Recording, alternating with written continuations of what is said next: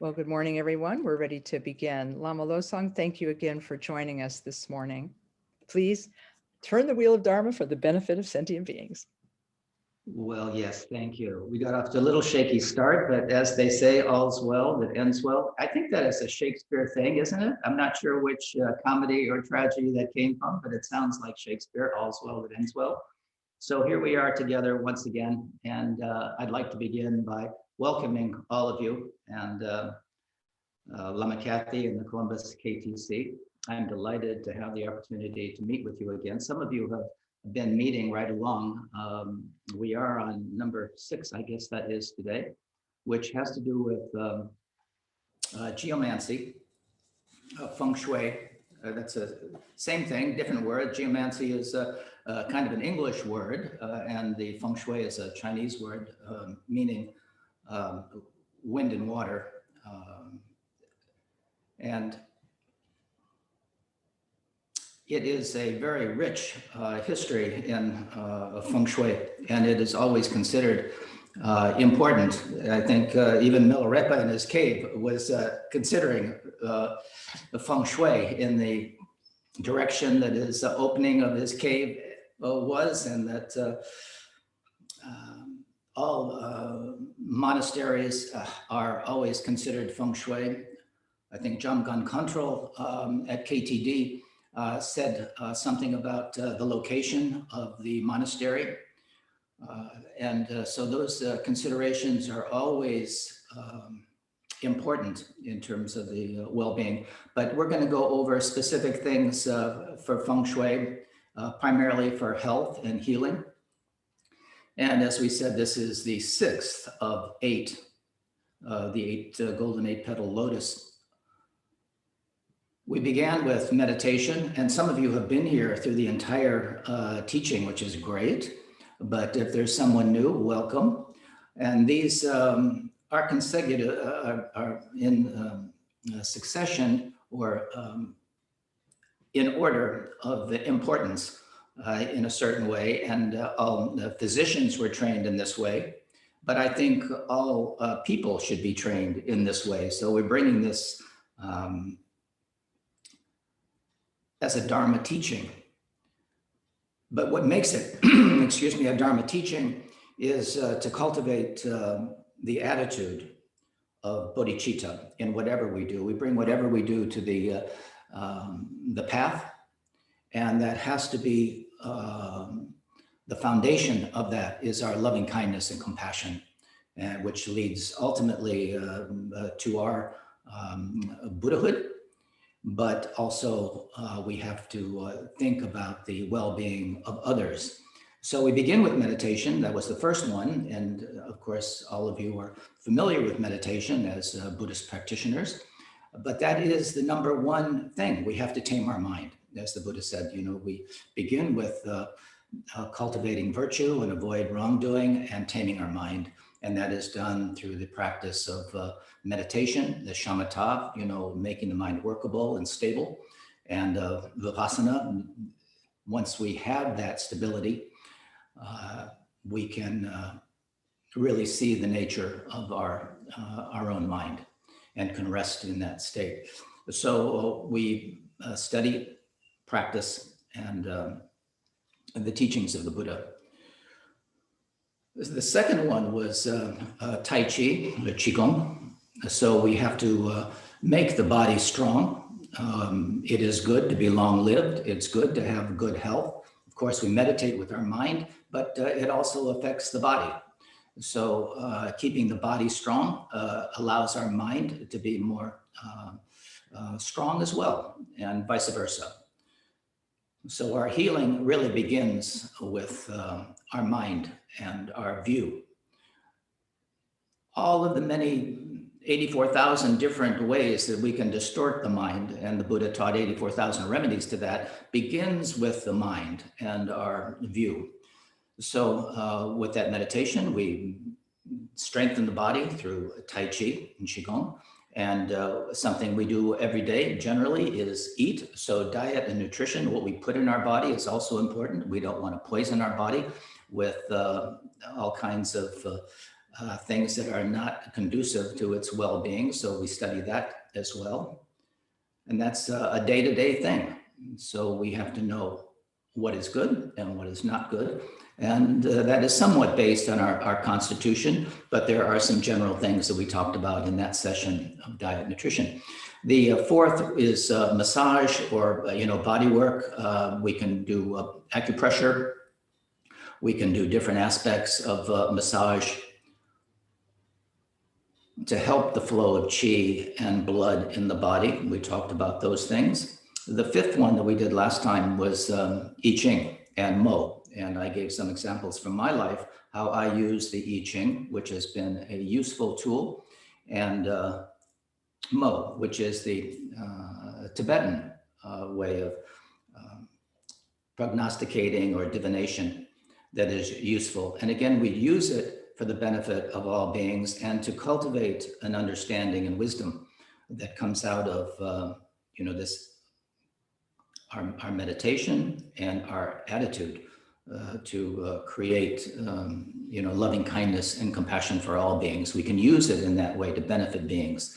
So it is a vehicle for our cultivation of bodhicitta. So this one is Feng Shui, and astrology is also in this. And these are two huge studies that have been incorporated in the in Shedra. When you study to be a Kempo, these things were taught in the Kala Chakra and are considerations for how to, again, have a healthy, productive, happy life. These we consider all of these aspects. So this is the sixth, and the seventh will be herbal medicine, which is another vast topic, and the eighth is healing therapeutics based on 5 elements. So this is something we've talked about, yin yang, which is an important aspect of Feng Shui as well, and we'll be going into that a little bit today. And all these things, when we put them together, are the golden 8-petal lotus, a way of health, healing, happiness. And the more we understand these things,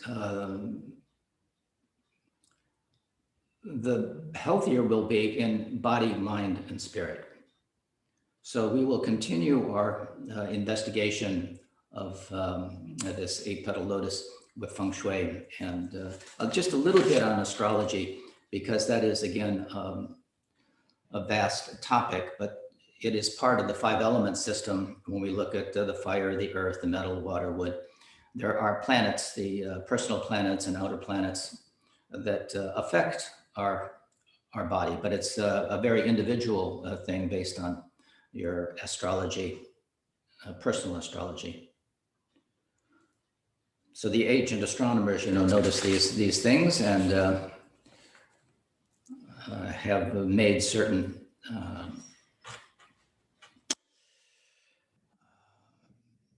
there are many texts in the Tibetan tradition. Khenpo Urgyen is a very good astrologer in that way. And there are different ways of doing astrology. There's Western astrology and Ayurvedic, or the Indian astrology and Western astrology. There's different ways of looking at this, but they're all based, on a certain cosmology. So Feng Shui, as I mentioned, is literally translated as wind and water, and is becoming more known throughout the world, now more than ever, with emphasis being placed on our environment and the role it plays in our health and well-being. It's becoming more and more, creating more and more interest in people.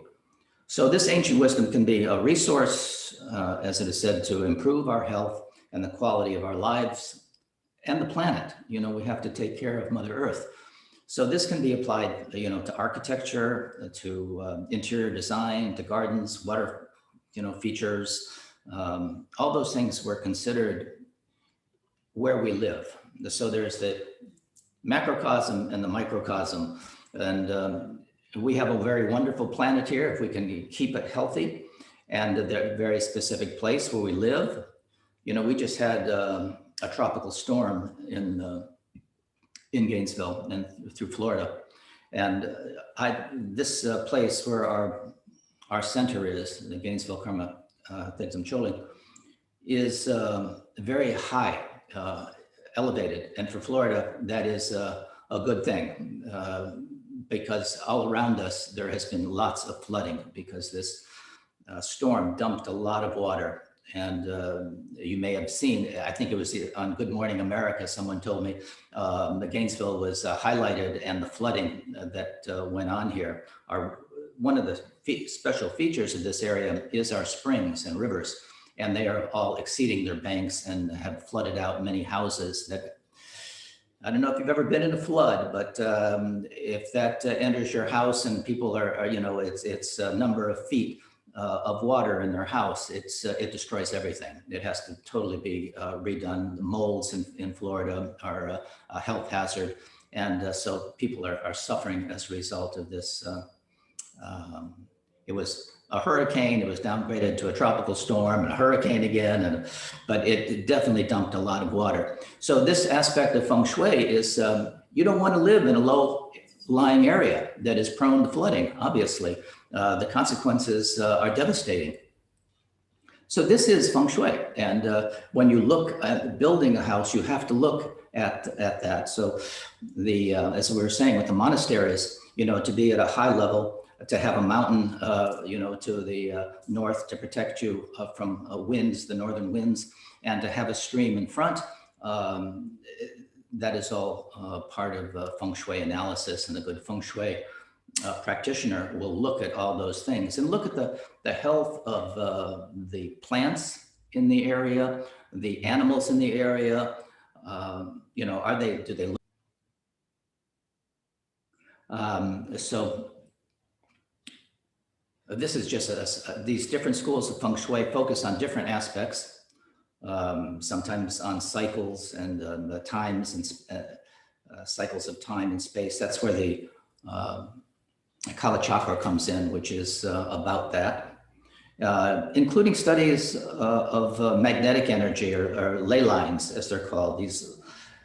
And examples of this are the specific locations of sacred sites, such as Stonehenge and the pyramids of Giza and those kinds of things. Those are not placed there, haphazardly, or they are found on energy grids that are like highways of electromagnetic energy.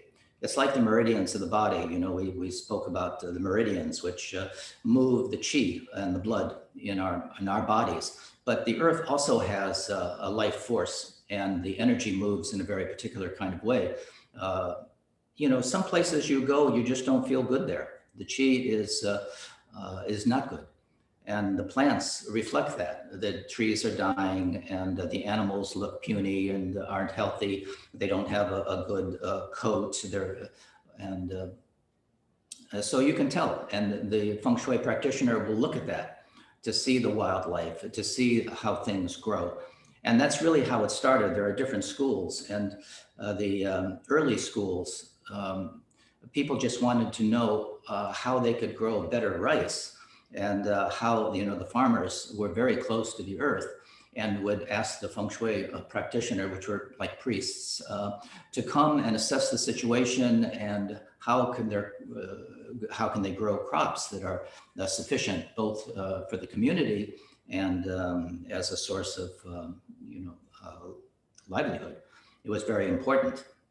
So the chi of the earth is a factor in health and illness. And when we're talking about construction, the Feng Shui practitioner recommended, certain constructions of a house, a particular time of construction, the area of construction, the orientation of the front door to a specific magnetic direction, and the placement of doors, windows, corridors, etc. All these things make a difference into the flow of chi of the dwelling or the building. And sometimes this is very specific.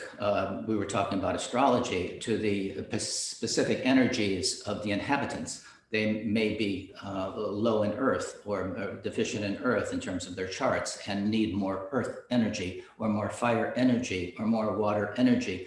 So this is where astrology again figures into the equation. And although again, we can't explore that too much, it is part of this, what the Feng Shui practitioner looks at. So just like in Chinese medicine, Feng Shui is rooted in the concepts of the ancient philosophy of yin and yang and the 5 elements. Just like the energies of the human body, Feng Shui is concerned with promoting the circulation of healthy, positive energy, sometimes called Shen Qi, and the removal of the sick or stagnant energy, Sha Qi, which is destructive energy. And it is easy to see the connection between Feng Shui with the previously mentioned sections that we studied. And this also has to do with Tai Chi and Qigong, acupuncture, the I Ching, and the section that we'll be doing next, herbology. It all comes from the same underlying principles of promoting health and harmony through the circulation of Qi and promoting this healthy Qi and removing any stagnation. Anytime there's pain, there's stagnation of Qi in the body. So this is this runs through all of the different areas that we're talking about, this idea of yin yang and the 5 elements. So we'll be focusing on a particular style of Feng Shui. And we were talking about lineage with all of our practices so far, whether it's a meditation, there are different lineages. With the Tai Chi and Qigong, there are different lineages. So in the same way, there are lineages of Feng Shui. So the one that I've studied and I'm presenting here is a teaching of Grandmaster Professor Lin Yun Rinpoche. He is the founder and leader of the school of the Black Hat sect of Tantric Buddhism. He is a leading authority on Feng Shui and an accomplished calligrapher, I Ching expert, and Chinese scholar. He popularized what is called the Black Hat sect of Feng Shui. So you can Google that and maybe find more information about it, but he popularized this particular aspect. This is all part of what we would call vibrational energy. And you may have seen or energetic vibrational energy, healing modalities, and they are all part of what we are studying. So as with the other modalities, I have personal experience with each of them. So in my personal and professional life, so I can add a little bit from my personal experience. So just to give a little bit more about the background of the history of Feng Shui, there are 3 major schools that have developed and still practice today. And we begin to see the resurgence, as I mentioned, in the increasing interest in the field of Feng Shui. And different approaches to this study, as I mentioned, are based on the different lineages of transmission. And as you know, as with the other disciplines, that we're studying, such as meditation, Tai Chi, Qigong, acupressure, it all began in over 4,000 years ago. And the oldest school is known as the Form School. That's the one that I mentioned. And it started with the commoners and farmers who basically wanted to plant their rice where it would have the best chance of growing and flourishing. So they would request that the priest, the Feng Shui priest, would come and look around the surroundings and assess the impact of various shapes, configurations, natural landscapes, and such, mountains, rivers, plateaus, vegetation, health of animals, as I mentioned, birds, livestock, as well as the richness of the land itself, and the soil. And these are all vibrations, these all contribute to the feng shui of an area. So all these factors are taken into consideration when assessing the feng shui of a place. So this includes the geographic location, the area, as I mentioned, where we live, the dwelling place, our home. So that is the first one. That was the earliest. The second school is called the Compass School. And this system of Feng Shui makes use of the cardinal directions, and a traditional compass is used. And it's much more complex. It's based on mathematics, mathematical formulations and calculations. Commonly used throughout the East. The third school is the one that I mentioned, attributed to Master Lin, Lin Yun. And of the three schools, this is the most well-known, and in the West, it's the most popular because of its ease of use. And I'll suggest maybe a book or two that may be helpful if you want to deepen your understanding of it. As I say, in the short period of time that we have together, we can't cover everything, but there are many good books that will help elucidate what we're talking about, and you'll be able to use it for your family and loved ones. Based on this particular way of looking at things, there are 9 domains that we look at in terms of human activity. These being the area of helpful people, career, knowledge, family, health, the children, creativity, prosperity, fame, and relationships. And we'll be going into greater detail on the specifics of that, of each category in just a moment. We have a slide to demonstrate that as well. So we will be making some time for questions, but for now, I'm just going to go on. If you have a question, you can put it in the chat box or write it down, and we can open our mics later for those questions. So this is all part of the evolution of what has become known as vibrational medicine. Everything has a vibration, a resonance, and it is this vibration or resonance that appears to our senses as color, sounds, and the myriad patterns found in nature and in our homes. There is an inner energy found within our bodies, that we mentioned, the Qi associated with the meridians, but also in our external environment. So this is what we're focusing on now, and to have the eyes to see these environments, both internal and external, play an important role in our health and well-being. So there are a number of factors, causes and conditions that affect our health and vitality. And the application of Feng Shui principles can be another valuable tool for our conscious living, basically. It's the primary objective of Feng Shui, to create a home and environment that is in harmony with the laws of nature and support and nurture those who inhabit these environments. So as we become more familiar with these patterns, both internally and externally, we begin to see patterns and that create balance in our lives and lead to healthy consequences.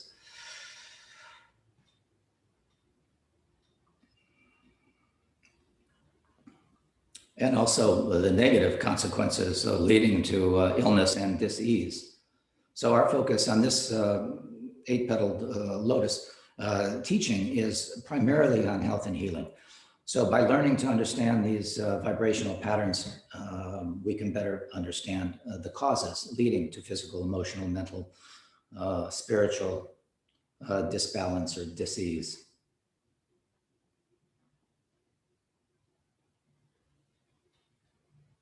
And this becomes a skillful means of seeing cause and effect in our daily life. And certainly Feng Shui supports the modern idea of ecology and conservation. Its message is to harmonize with and not disrupt nature. We know with tampering too much with the natural energies can have sweeping and perilous consequences that we are now dealing with. So this new so-called, there's a new and growing science emerging called environmental medicine. And that focuses on the interactions between human health and environment. And what was previously thought to be quackery and is now science. And one of the things that I think is appropriate to talk about is something called earthing. Some of you may be familiar with the concept of earthing or grounding, sometimes referred to as grounding, which we'll talk about in the last section of the book when we talk about the earth element. But I think it's important we can talk about that a little bit now, because it can be a way of improving your health very simply. So environmental medicine generally addresses environmental factors that have negative impact on human health. We all know about the poisons and toxins that we breathe, that we drink, that we eat, and or even in the air. We talk about radiation and a variety of other things that impose themselves on us and over time create conditions that are not healthy. So this emergent scientific research has revealed a surprisingly positive and previously overlooked environmental area of study. The effect of physical contact with the vast supply of electrons on the surface of the earth, which we call earthing. And the key word here is direct contact with. The research documents this disconnect that we have had with the earth as a major contributor to our sickness and dysfunction. So reconnection with the Earth's electrons, is found to promote improved physiological function. And this is reported, in many subjective reports and clinical findings. So earthing refers to the discovery of benefits of such things as better sleep. Many people have difficulty sleeping. Insomnia is a huge problem for many people. Reducing pain by creating a stable bioelectric environment for all the body systems. And now you may be asking, how do we disconnect ourselves from the healing power of the earth? And that is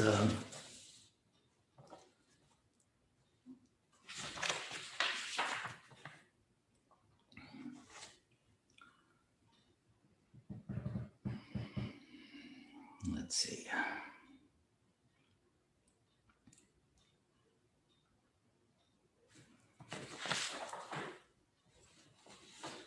Well, let's consider that throughout history, humans mostly walked barefoot or without footwear made, with footwear made from skins, animal skins, and would be in direct contact with the earth.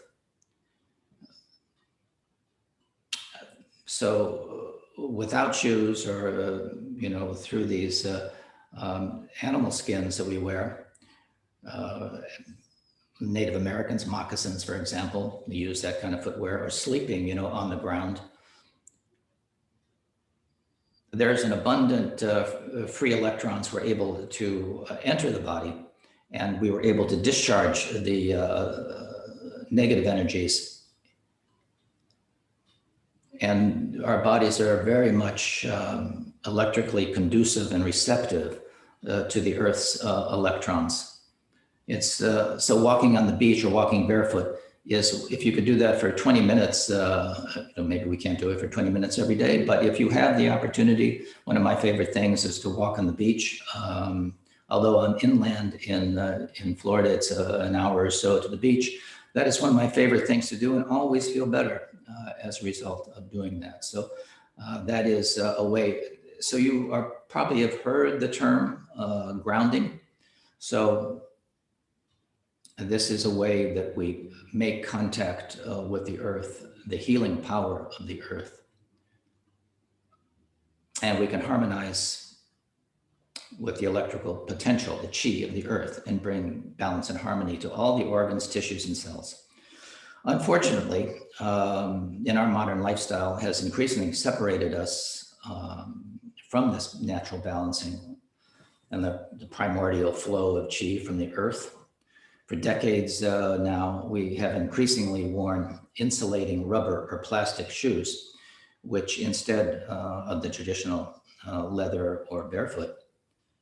And consequently, the use of these insulating materials in our shoes have separated us from the benefits of the direct contact of the Earth's surface and its healing properties.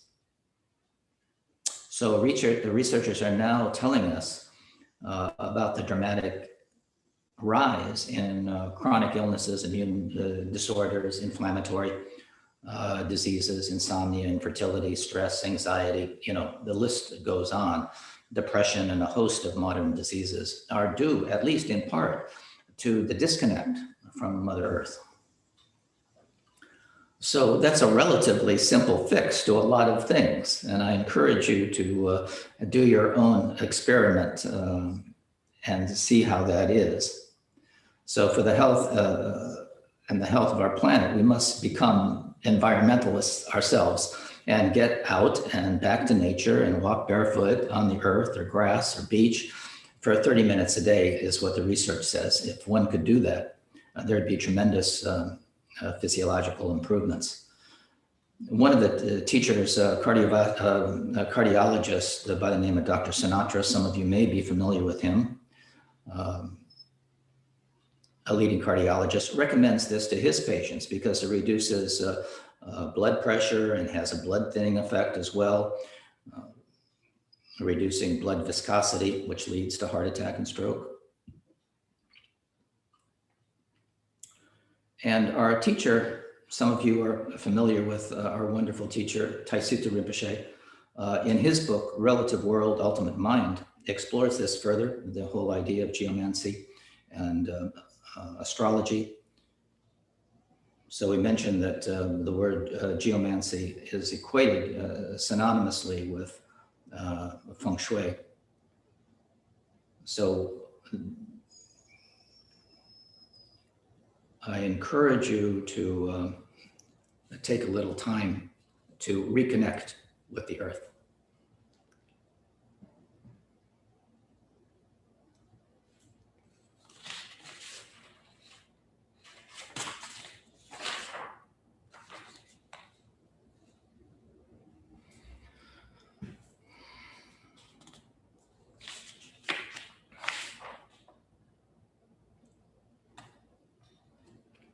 We mentioned that in Chinese, it's Feng Shui, and the English translate would be geomancy. But in Tibetan, it is called Sache, or earth observation.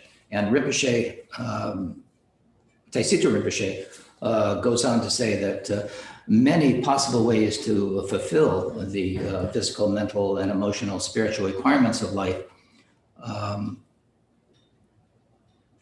such as comfort, clarity, tranquility, love, confidence, diligence, to name a few. One important way to do this is by adjusting our surroundings. This is what Tai Chi says. And he continues saying that the art of geomancy does this by removing environmental conditions that hinder peace of mind and body and creating those conditions that are conducive to it. As further historical examples of the power of Feng Shui, the strength and power of such places is the Mahabodhi Stupa in Bodh Gaya, India, where the Buddha attained enlightenment, is seen to be a very powerful pool of energy there. And the way it is set up, the entrance to the east and the Bodhi tree under which the Buddha attained enlightenment, to the west, the Bodhi tree was attacked on many occasions, as you may know, but part of it has still survived and continues to grow to this day, even when there have been deliberate attempts to destroy it. And there is a stupa in the middle of this, which is in this well-balanced environment. The Petaled in Lhasa, in Tibet, is another example of powerful Feng Shui. the Petala is considered to be the center of a lotus with its surrounding mountains like petals of this lotus. And we were talking about the altitude or the being raised up, and the Petala is considered the center of that lotus. And there's a little hill. If you've seen pictures of the Petala, you know, where the Dalai Lama was residing, and the Petala is the sacred space of Chenrezig. The Petala is considered to be the center of a lotus with its surrounding mountains and petals, and the little hill on which the Petala was built is like the center of that lotus. And these and other factors ensure the Petala and its inhabitants to be very powerful, and is well known to have tremendous influence. Another example is the Forbidden City in Beijing, China. Is one of the most perfect examples of Feng Shui. The entire vast complex of buildings and the surrounding environment is balanced in harmony and is interconnected. And there are complex, facets of this, its orientation and the buildings, and protected completely, surrounded by water, keeping the energy inside. And the main building, the Hall of Supreme Harmony, is aligned with Feng Shui principles and is designed to last for a very long time, and it is certainly going to. And Rinpoche, Tai Chi Rinpoche, concludes by saying that the mastery of the arts of astrology, geomancy, and associated mathematics it can be valuable not only for the practitioner, but for the many people whom the master advises. A negative situation can be transformed into a constructive one. Realization is more easily attained when obstacles have been identified and removed and made harmless by emphasizing the beneficial environmental influences. Astrology and geomancy take on obvious importance as helps along the way for the individual who is striving to integrate relative and ultimate realities while progressing towards realization. So maybe we can take a few questions if you have any. It is now a few minutes before 11. And I don't know if you have any questions, you can ask them now.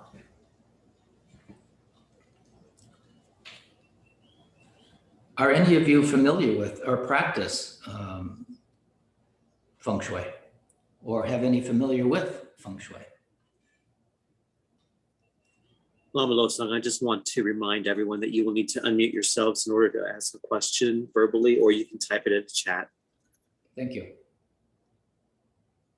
This may be, the first time you've ever heard the term, but I will mention a book to you, Feng Shui and Health. It looks like that. Feng Shui and Health. The Anatomy of a Home by Nancy Santo Pietro.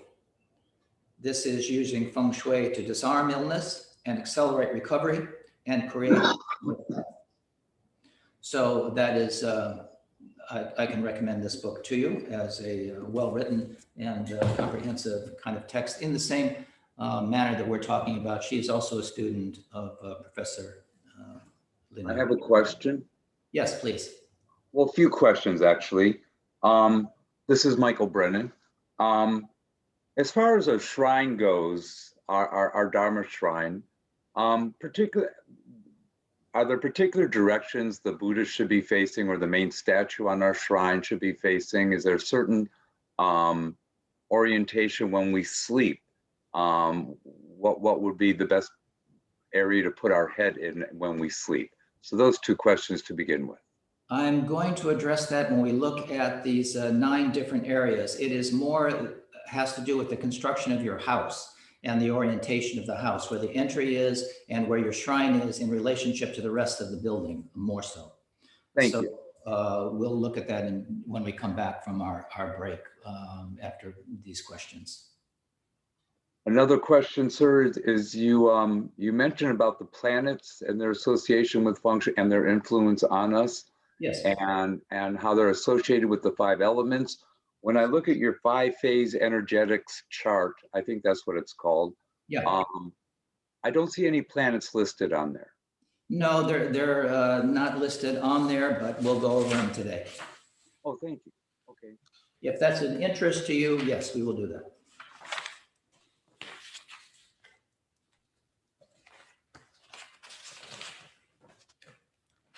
Any other questions?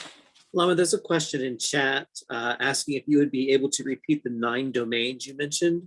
Yeah, that is going to be one of the things we're going to do when we come back. We're going to go over those in detail.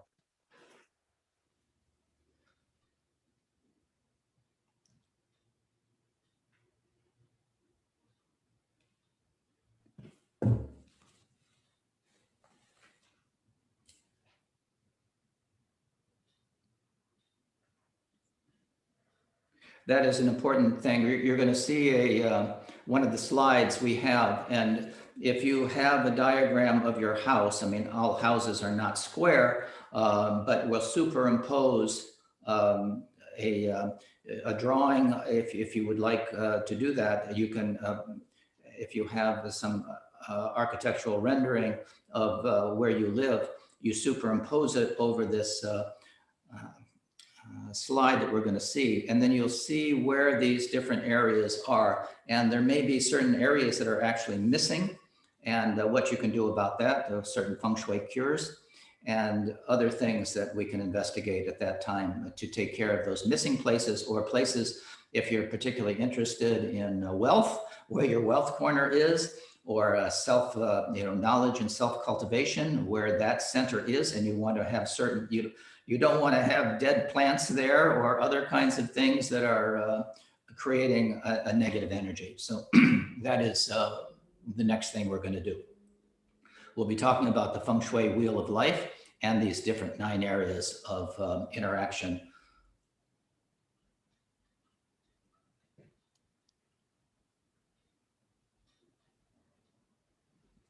Are there any other questions from the group? It looks like that's all the questions for now, Lama Losang. All right. Should we take a break now, or do you want to go on? We lost about 10 minutes at the front of the program, but I think a break never hurts. Did we answer everything that's in the chat? Yes. All As right. of the moment, yeah.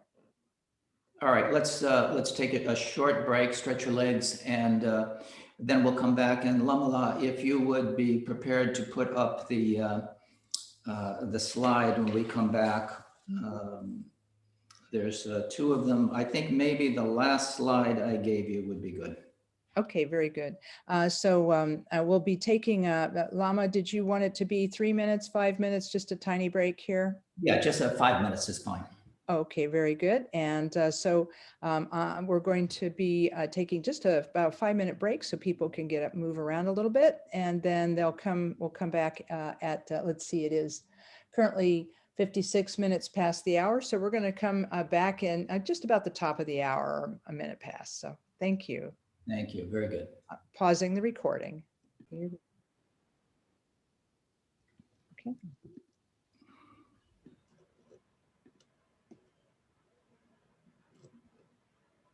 All right. Welcome back, everybody. So this is the Bagua of the Shui 9 domains that I was speaking about. And on the bottom, it says entrance quadrant, so you may enter your home, through this more of the center, or more to the left or to the right. But wherever you enter, this is going to create this particular Bagua with the wealth and prosperity corner in the rear left side of your house. If you're walking in where it says into the career area, that is the area of associated with your work life, job, career, etc. And then as we go around, we can just talk about that briefly. Just starting with the career, which would be the entryway. You want to have it open, inviting. The doors to your the front of your house where you enter should be wide and open. So you don't want a narrow opening. That's considered the mouth of the building. And you want to have the chi be able to enter. You don't want to walk in, sometimes you'll walk into a house and there's like a wall right there, and then you have to go, one way or another. That is not so great. It should open into an expanse, the feeling of openness, and not into a wall. That's a obstruction. And it would affect, in terms of the Feng Shui, your career or this aspect of advancing in your career. You may feel stuck or frustrated. It can be a variety of things that manifest if that area is confined or narrow, or you've got a dead plant in the when you walk in, or you've got some other situation. And Feng Shui really is about how it makes you feel. So if you've got something there that you've never really liked, a piece of furniture that someone gave you, and it's old and doesn't smell good, or you just never really liked it, get rid of it. And that's true for anywhere in your house. These particular aspects should be conducive to a welcoming and mindset. So you enter into the career. So right to the left of that, the knowledge and self-cultivation area, being happy with your education or your study, wanting to go back to school or continue to enhance your knowledge, taking classes. So if you feel like there's something holding you back and you need more education. And this also, of course, has to do with Dharma and your spirituality as well. So feeling okay about your progress on the path, your study, having a daily practice. This may be a place where you want to have your shrine.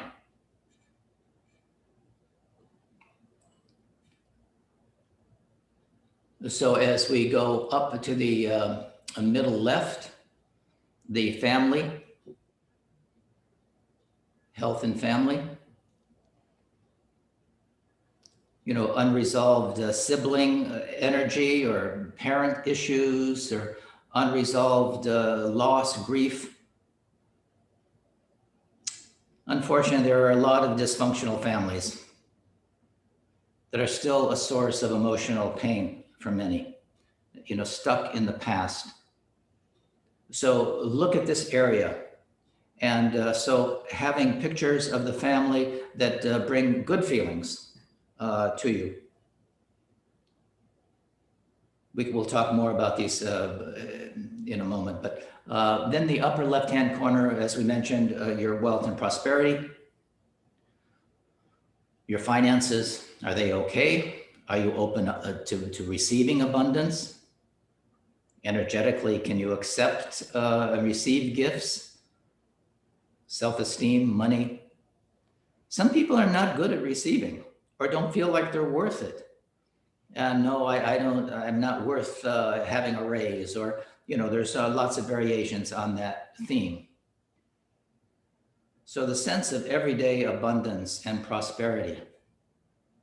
We really don't need very much, and we always want more.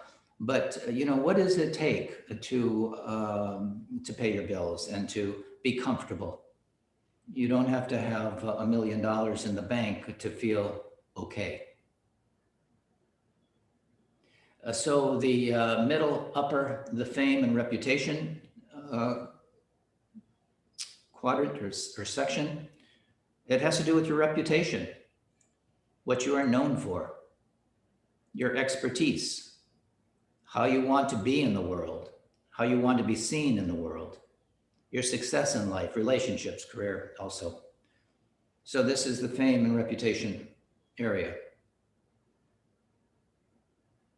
And the love and marriage, the upper right-hand side,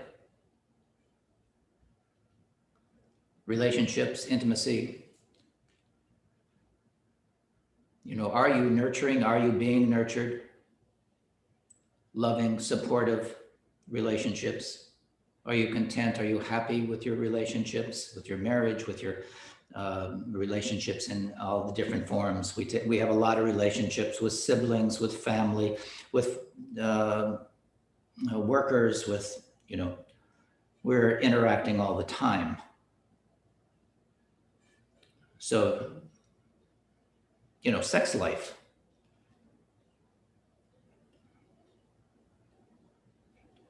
So if you're wanting a relationship, you don't have pictures of a single bird. You have two birds together, or something that shows relationship in that corner. There are Feng Shui cures, but again, it should be clean. Not dirty, not dusty, not piled up, not hoarding things piled up in a corner somewhere, getting dusty and moldy and the rest. So as they say, cleanliness is next to godliness. So it is. And we want to keep every one of these sections as pristine as we possibly can. The next middle right side, creativity in children. So the ability to have children, wanting children, can't conceive, too many children, it can take a lot of forms. New ideas also, you know, when we think of creativity, that also takes a lot of forms. New ideas, projects, beginnings, hopeful for the future. You know, this is our life plans, being creative in business. Can you manifest your dreams? And then the bottom right-hand corner, helpful people and travel. So we all need help on the path. You know, are you connected to supportive systems and people who are supportive to you? Mentors, friends, teachers, family members, guides.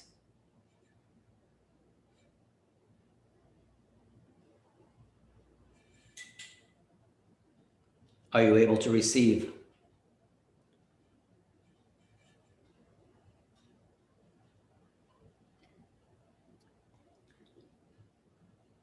So, and the center has to do with our earth element.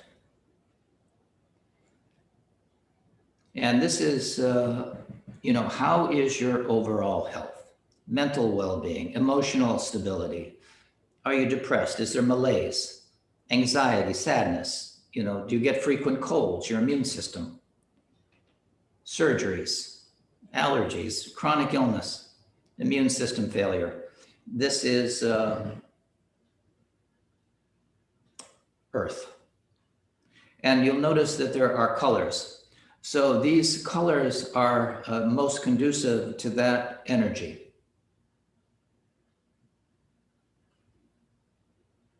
So the colors that we paint things, you know, when we paint our walls, has a particular energy. Again, everything is vibration. Color is certainly vibration, and just like sound. So these areas,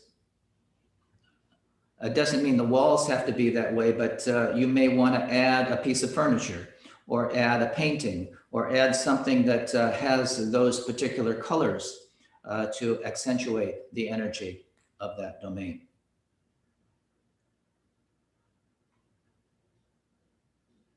So I was saying that one superimposes the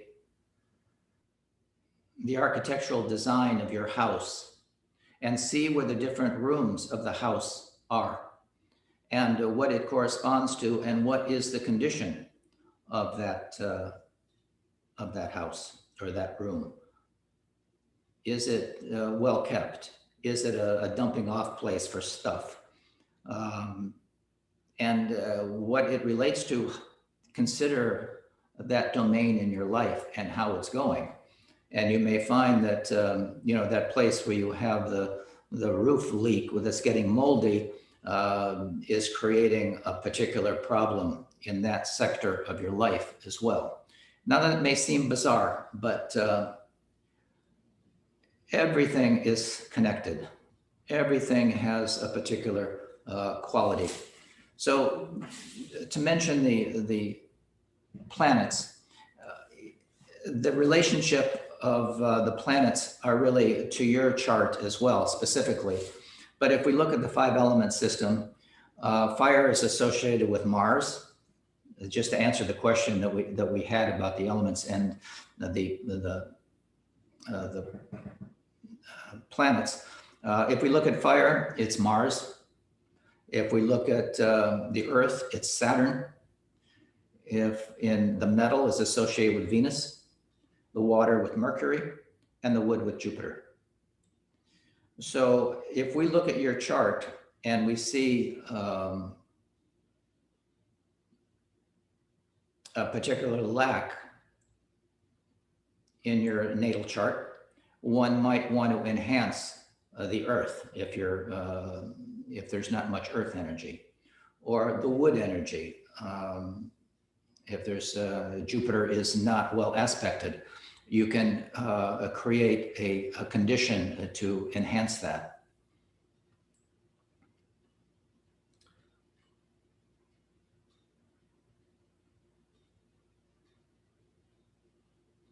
So, the movements of the planets affect our bodies in more subtle ways than the sun and the moon. Examples, we've all heard of Mercury retrograde and Saturn returns and things like that have an impact on our situation. So again, during certain times of conflict, when there's oppositions or things like that, we can try to minimize those by understanding them, for one thing, and then working with those energies.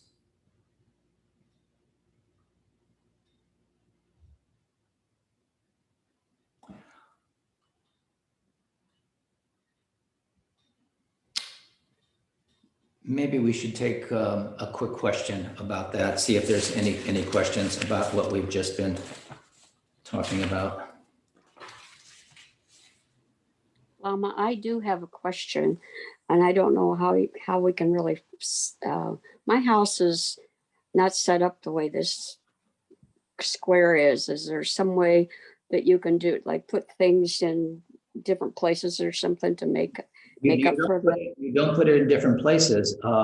You superimpose it over that, and there may be missing places that are absent, and that would create, you'd have to do a particular Feng Shui cure by maybe, if there's a missing place, you actually create a little patio outside, be within the parameters of the overlay that you're putting. But if it's an empty space there, then we want to fill that corner in, or that part in, maybe with a large tree, maybe with, as I say, a patio, or a large vase of some sort, some way to enhance the energy that's missing in that particular area. Does that make sense? Yes, it does, but yeah. Yeah. So, I guess I wasn't thinking of Feng Shui when I bought the house, I guess. no, I'm sure most people are not. There's a lot of considerations when you buy a house. But once you're in it, then we have to see what may be creating problems for you physically, mentally, emotionally, and what parts are missing in that house, and do the appropriate cure. And there are cures. They're called Feng Shui cures. And there are a variety of ways that we can enhance that. And we're going to go over that in just a minute. Okay, thank you. Other questions?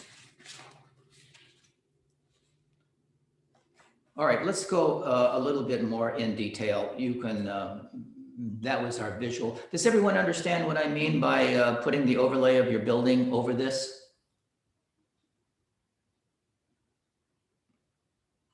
Okay, So let's again look at the 9 areas, and then we'll go from there a little bit more.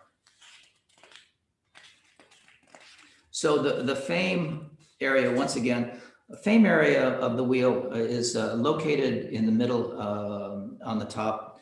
It represents, how you would like to be known. Like we said, it is ruled by the fire element. And so it is strengthened by the red color, as I mentioned. So adding a red to that area, it may be a rug, you just add an accent, or a painting that has a dominant red kind of quality to it, or a vase, or something that is brings out that fire element. The upper right, we're just going to go now, is the relationship corner, marriage area, upper right corner. And that mostly represents your ability to attract loving and healthy relationships and partners into your life. But this also includes relationships, including your parents and family, and especially emphasizes our relationship with our mother, interestingly enough, and is associated with our digestive system, and is kind of pink, can be an associated color for this. The next one is, again, children creativity that we talked about. This section is located in the middle of the right side there, and represents the future and all of the life-affirming things that we give birth to. Represents our descendants as well, our children, and the children you are planning, or any issues related to them. It can include difficulties regarding fertility and pregnancies, includes thoughts and ideas, artwork, writing, all those things that are inspiration, creatively speaking. And ruled by the element metal and corresponds to the color white.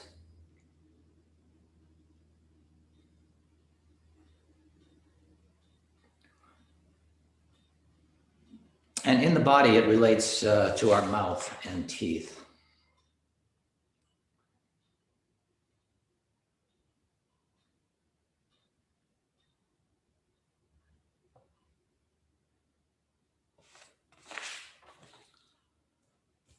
Helpful people, just going around the wheel again here. The section is located in the lower right-hand side. It influences 2 main categories. The first is the ability to attract helpful people into your life, and can include family members who love and support you, counselors who are there for you in a time of need. Also represents the ability to attract opportunity and to be a benefit to others as well. You can be a helpful person. This area includes travel, both personal and business, and is associated with opportunity and success. What is in that quadrant or in that location, that area of your home? It's associated with the head of the body and the father, gray color. So sometimes having a picture of your spiritual teacher or mentor in this section can be a positive influence. Being maybe the most helpful person you can have as your guru. So your spiritual teacher as a helpful person to you. The career, the entryway into your home, as we mentioned, the section is located directly in the center at the bottom of the chart. And it oversees all matters concerning one's career, hobbies, life path, community service, personal skills. Section generates the energy behind your work and what you aspire to do. Our careers give us a very important way to provide service, and return something to the world. It is associated with the ears on the body and ruled by the element water. So, and the color black or blue.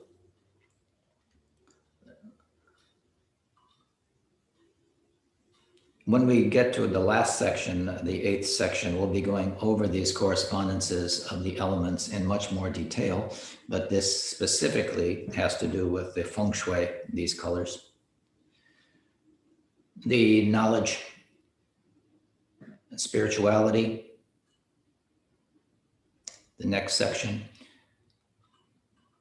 This area located at the bottom left position is the domain of all types of self-knowledge, as we mentioned, and self-development. It is how we enrich our understanding of who we are, who we really are. So this grants us the opportunities to attract and accumulate merit needed to propel us in the direction necessary to achieve our spiritual goals.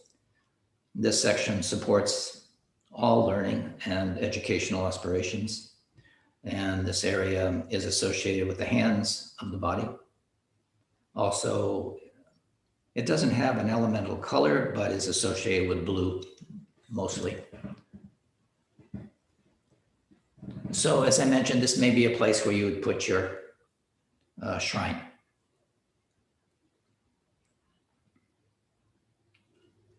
The family section above it, health and family, this section is located, in the middle left side, as it shows there. It is related to your ancestors and family lineage and current biological and traditional or non-traditional family units. It also includes support groups, that you consider family, religious association, your Sangha members, your close circle of friends who you feel are like family. The body corresponds to the feet, are ruled by the wood element, and its color is green.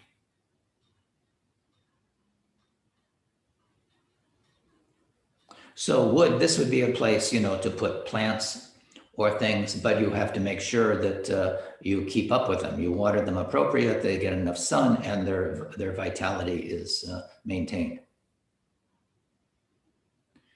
And then the wealth corner, this area is located in the upper left corner.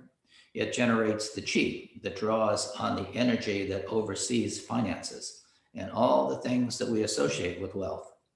In this system, we are reminded that money is just another type of energy. And having what we need is not a luxury, it's a birthright that we are all entitled to.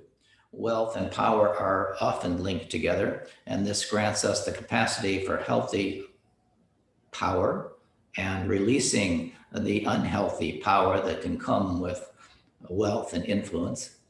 It grants us the capacity for generosity, which is the true predecessor of our current and future financial conditions, rich or poor. It's karmic. If you find yourself in a situation where you have what you need and are comfortable, that didn't happen by accident. Generosity, the causes and conditions for that wealth and is generosity. So being generous now assures you, that kind of wealth in the future. It is associated with pelvic area of the body, the bones. It does not have a ruling element, but it corresponds to the color purple. And then, as we said, the center, the health, is the section found in the center of the wheel, or the center of this diagram, and it connects with all the other 8 sections. So it oversees all remaining life issues not represented by the other 8, but its main focus is health. All health issues are addressed here. The reason it is placed in the middle and touching each of the other areas is because each of these areas affect health and well-being. Health is seen as connecting to all the other supporting and contributing areas. Consequently, we see health as a result of all the different areas of our life being in balance. And the center space is associated in the body that are not addressed in the other 8. Its ruling element is earth, and it corresponds mainly to the color yellow.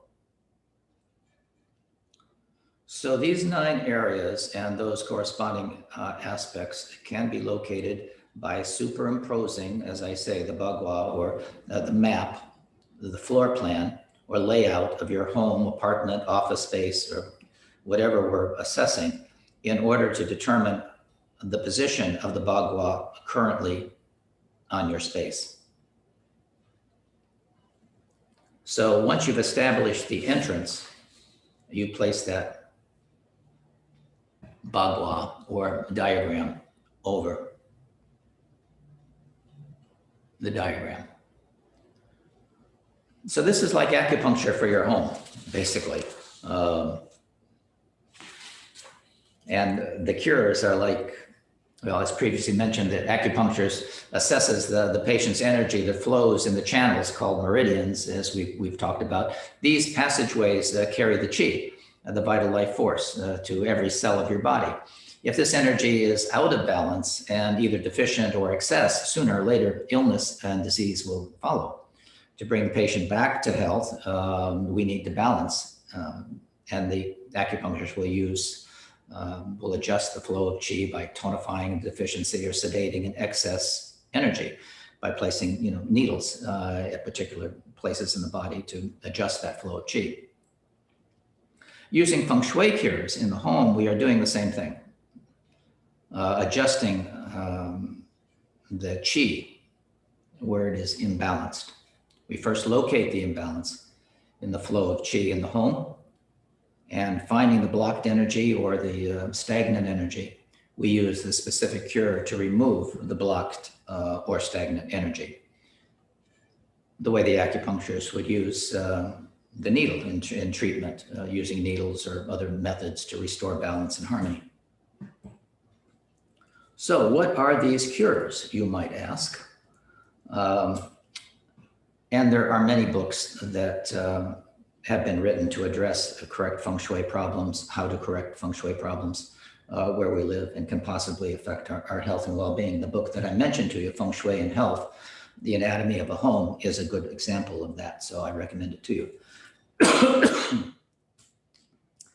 So understanding how the qi circulates in your home or doesn't circulate in your home is the purpose of the Feng Shui, and you can change the qi flow by performing certain cures, which are simple adjustments in your environment and possibly shift the energy in your home.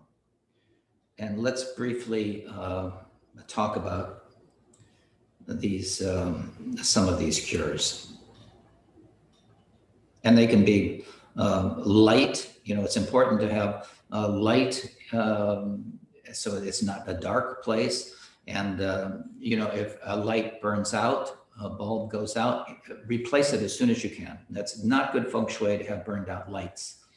So lights, sounds, living energy of plants, fish, animals, they bring energy. Water features, colors, as we were just talking about, movement, whirligigs and things that move the energy. These are all some of the cures. So what do we mean by light? Let's go through each one of these cures individually. So starting with light. Light comes in many types. There's lights, there's faceted crystal spheres, candles, mirrors. And as you always want to replace burned out bulbs. A fix for a dark place, or just to add more energy when we think of light, is adding like a lead faceted crystal. So when the sunlight hits this crystal sphere, it creates, it scatters beautiful rainbows throughout the room. That would be considered a light cure.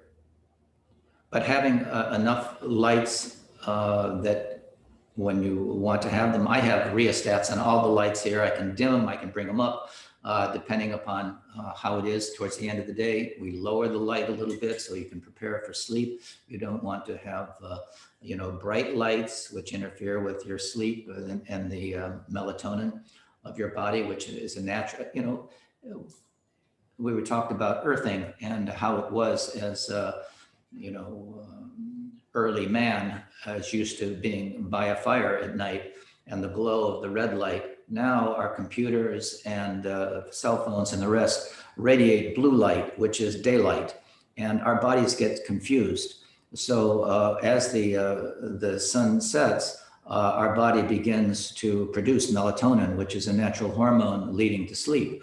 But now, because of the lights that we use and our computers and the rest, this blue light creates an imbalance in our body's ability to produce melatonin and causes us insomnia. So you may have seen these amber glasses, blue light.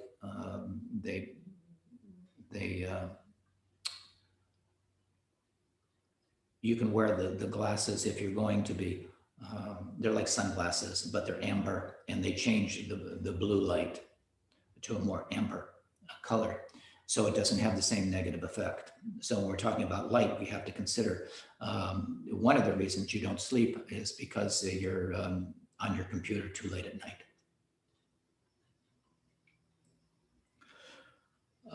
Sound cures. There are effective for clearing out negative energy and replacing it with positive energy. This can be wind chimes, bells, gongs, pleasant sounds, music, chanting, mantras. There are so many ways you can turn on music now that is soothing, quieting, and that is also an energy and cure. If there's, people sometimes use white noise when they sleep because there's other negative sounds that can keep them awake. So light cures, sound cures, living cures. So these provide the vitality and energy of plants, flowers, birds, animals to boost chi. And make sure you keep your cut flowers fresh. It's always nice to have cut flowers in a vase, but make sure that the water is changed so it doesn't get stagnant, and the flowers are, you cut the bottom of the stem a little bit to keep them fresh, and when they're done, throw them away. So you have to keep your cut flowers fresh, your plants and animals in good health.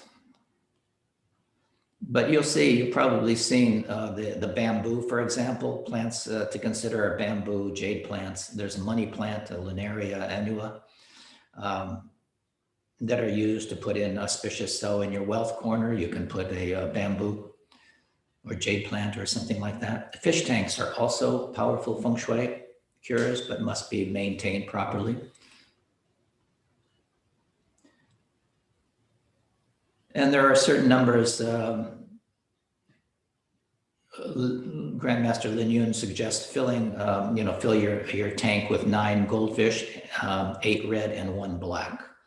Always remove any dead fish, of course, and replace it immediately with the same colored fish. That can generate, again, these are living cures that add energy to an area. Water cures, there are water features, like falls, ponds, fountains, waterfalls. They are very good cures as well.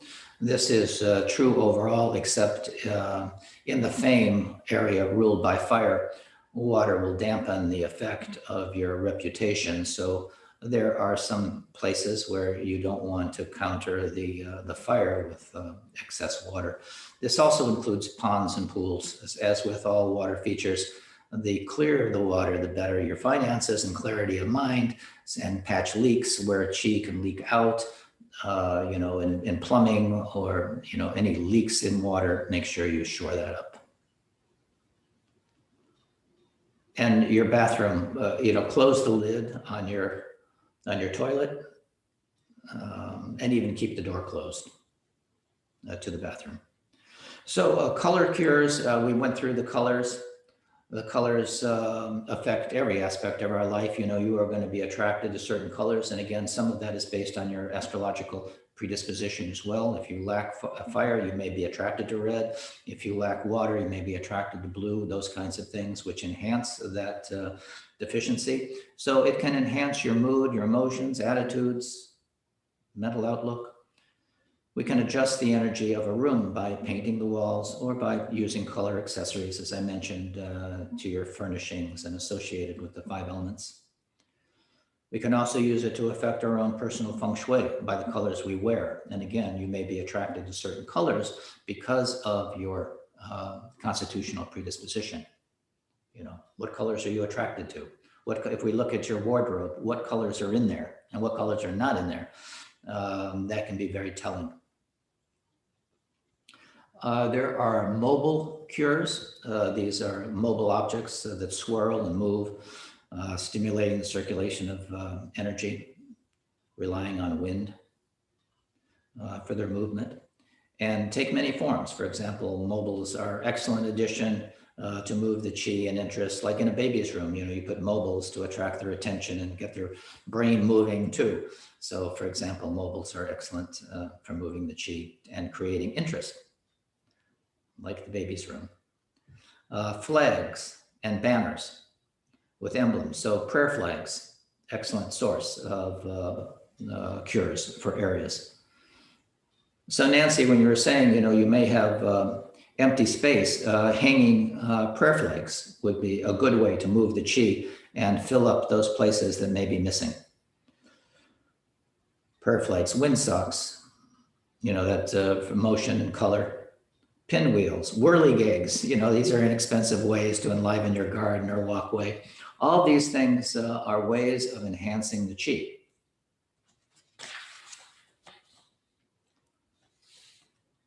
And in some places where you may have missing areas, you want something that is substantial.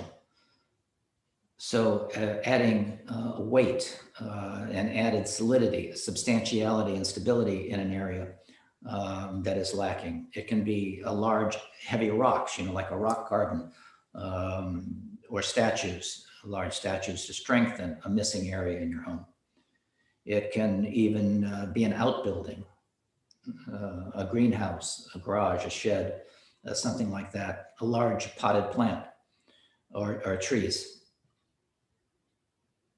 These are considered weight cures, and because they're substantial, they add weight and stability and solidity to an area that may be lacking.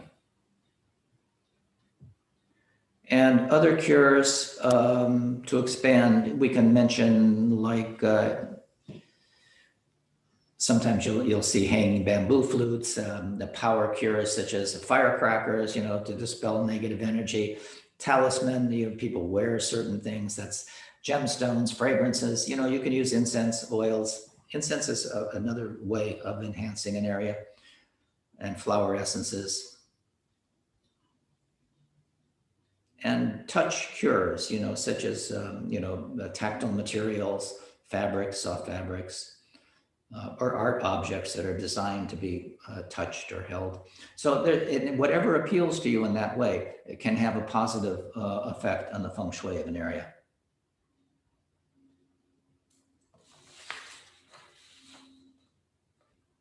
So those are the, you know, when we look at the 5 elements, is water. So that is, you know, the blue creates calmness and abundance. The wood, the green, growth and vitality. Fire, passion, energy. That is red. Earth, yellow, nourishment, stability. And metal, clarity and precision.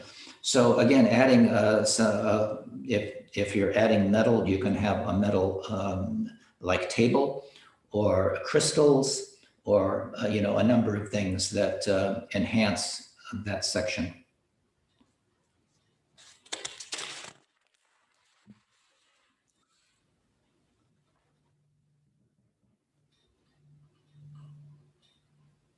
So the feng shui fire element, you know, as we were saying, brings the positive energy to your career area as well.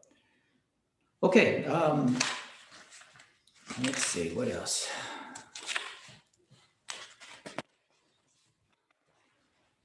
Does anyone have any questions about anything we just went over?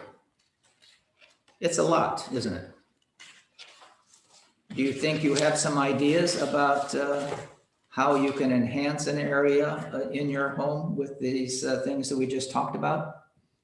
I have a question, Lama. Okay.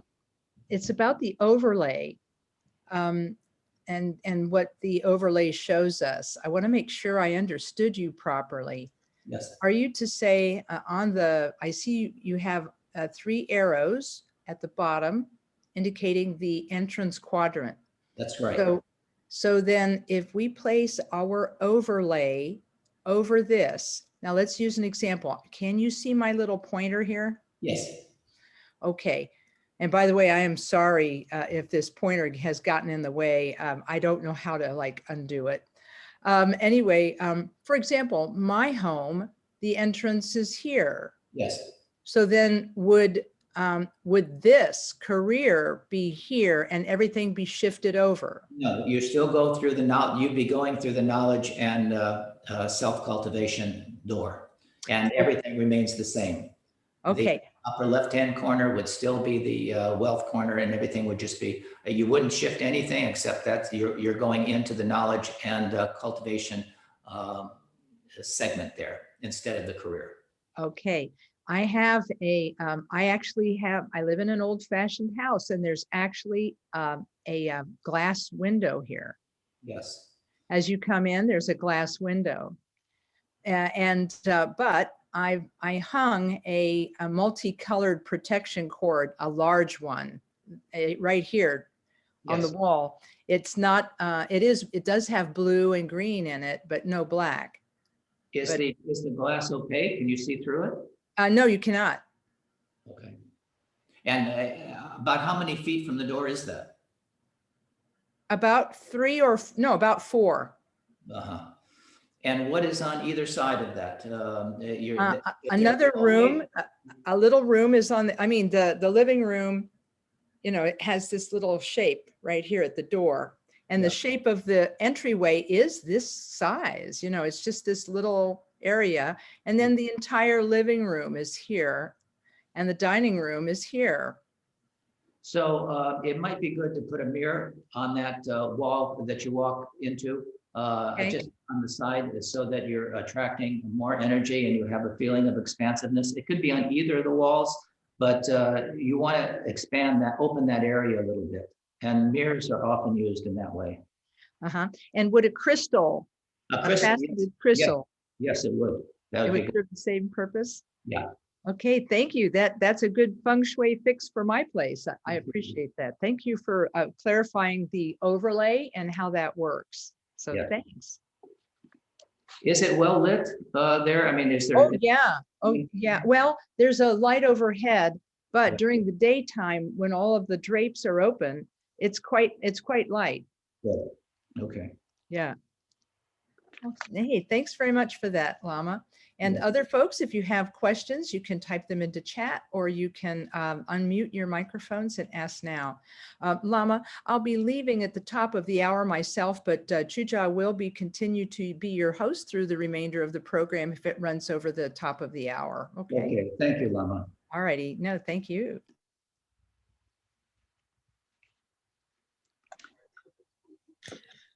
Lama? Hello. Oh, sorry. Yes. Go ahead. Go ahead. Thank you. Hi, Lama and everybody. Thank you for this. My question is regarding the overlay, and if you have a multi-level home. You do the same overlay with each floor. Okay. Very good. Thank you. Yeah. Good morning, Lama. This is Siglinda, and I want to thank you very much for this also. I have a ranch, so my entrance is in the middle, but it's stretched out, so I feel like there's only 2 tiers, and I don't know how to adjust the format that you've provided into a ranch that has only 2 tiers. Like there's a kitchen to the left, and a bathroom and a bedroom to the right. And then on the other end of the house, there's a long living room and an office, a living room to the left, and a office and a bedroom to the right. We'd still do there must be a front door. Yes, the front door is in the middle. Yes. But because, yes, well, we'd still do it that way. And there'd still be a back, or there'd still be a front, and there'd still be sides in some way. Okay. Yes. Now, all right. Okay. I'd really have to see the layout. Yeah. It is, you could still use it in this way, but if it's in the middle and you're missing a particular area, that is a missing area. So to put plants there or to put something that would highlight that place where there doesn't seem to be anything, that would be. I have one more quick question. You said a good place for a shrine is in the knowledge and self-cultivation area. That's my kitchen. Yes. And I have my shrine on the right, all the way back bedroom. That's where I have. Love and marriage area. Pardon? That would be the love. Yes, love marriage area. Yes. You have the capacity to put it on the opposite side with the wealth and prosperity area. I could, except. And even in the helpful people, it's fine where it is. But you know, it is not really the domain, you know, when we think about it. Right. But I had my mother and my daughter, and they've all finally moved out. yeah, So we were kind of crammed in, but now I'm reassessing. So this is perfect for me. And thank yeah, you. I think I could move my shrine. Yes. yes. So consider that. Yes, and you know, get the book that I talked about, the Feng Shui. Yes. She goes into much more detail on each of the rooms, and you know, we just have a very limited amount of time that we can talk about this. So there's other considerations, and I think find the answer to your question more complete, you know, with reading a little bit more about that. But you may want to move your shrine out of that corner, and we want your love and marriage situation to be good. But if it's, yeah, I would take a look at that book by Nancy. Thank you. Thank you so much. Yeah.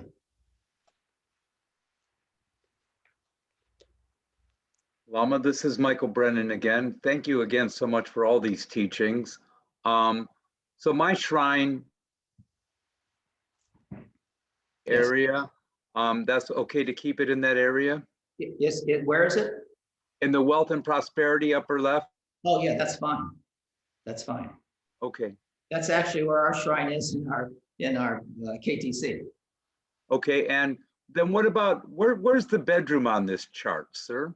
It could be anywhere, but it's what you do with the bedroom. I mean, in a perfect world, it may be in the love and marriage area, in the upper right-hand corner. And you have. Mine is in the knowledge and self-cultivation. Well, make sure that you have, you know, something that is appropriate to that area.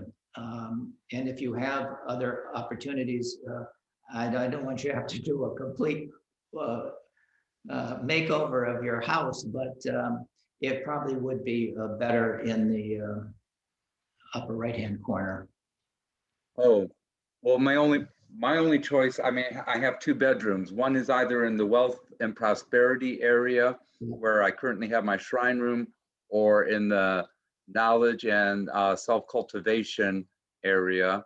No problem, have it there, but you know, you may want to add some of the Feng Shui cures, and I'm going to mention the same thing to you because we can't go over each of these specific situations in detail, to look at that book, Feng Shui. I will.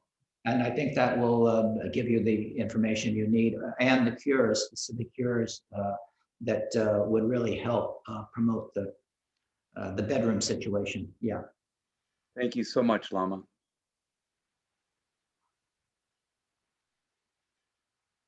Yeah, so this is, you know, there's only so much, again, that we can do in this period of time, and it is vast, and there's so many different things, and you'll read different things about geomancy and Feng Shui. But you know, this is a easy to use formula for enhancing your health and well-being through the use of Feng Shui. And but becoming more familiar with it, like everything else, it takes a little time, and you'll have the opportunity to go at your own pace to read a little bit more about how you can enhance your living space, which is important. You know, when I see a patient and things are not going quite well with them, I will ask to see a layout of their house. And sometimes across their bed, there'll be exposed beams that go, if we look at the ceiling, they have exposed beams and they cut across right under the area where the bed is, for example, and that will cut off the chi, and people will have problems with their legs or their feet, and it's right over right under the exposed beam, which is just creating this energy, stopping the flow of chi in a particular kind of way. So there are a lot of things that we want to consider, and we've not really put two and two together to think, oh, maybe this is a feng shui issue. But as you read more and more about it, you will see things that may be influencing your health in not such a good way. And you've had issues. Sometimes people say, I haven't felt good since I moved into this new place. That is definitely a marker that there is something wrong. That definitely puts up red flags for me. And I would want to know more about that situation. There are underground streams, which are not good. Sometimes the chi will really be distorted. Sometimes there's other power lines or grids that create a problem. So we just need to investigate this more and more. But now that we've planted the seed, you can investigate this some more. And the cures that we talked about, whether it's a fish tank or a picture or the crystal like we talked about with Lama Kathy, a nice leaded crystal is good. That really will create these beautiful rainbows that most people, when they see that, they feel good. It's uplifting, it's inspirational. I encourage you to read more about it. I don't think I can answer all of your questions in the period of time that we have, but I'm available to you, if you just text me or email me or whatever the situation is. But other questions, please. We just have a few minutes.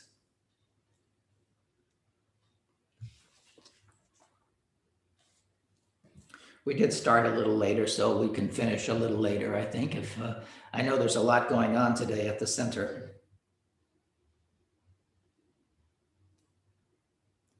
Any other questions?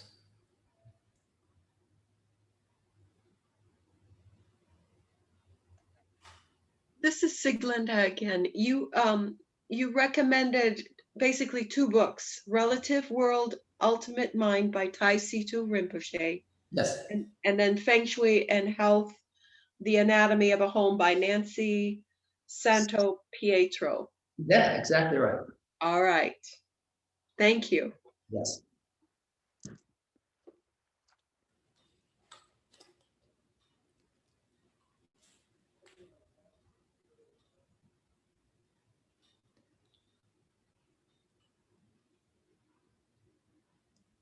So I see, so someone write that down. The Feng Shui and Health, Feng Shui, Feng Shui, Feng Shui, it's pronounced Feng Shui, and Health, The Anatomy of a Home. And Nancy Santo Pietro is Nancy. I think everyone knows how to spell that. SANTOPIETRO, Santo Pietro. Hopefully that answered your questions. And do we have all the questions answered that people have in the chat? Is anyone checking the chat? Yes, Lama, there are no more questions in chat. Okay, thank you. All right, we are at the top of the hour, and if there are no more questions, we'll dedicate the merit of our coming together and our practice. We dedicate this merit for all beings and their ultimate enlightenment, and especially for all the peoples of the nations of this earth. May disease, famine, violence, war, and suffering be pacified. And may pure conduct, merit, wealth, and peace and prosperity increase.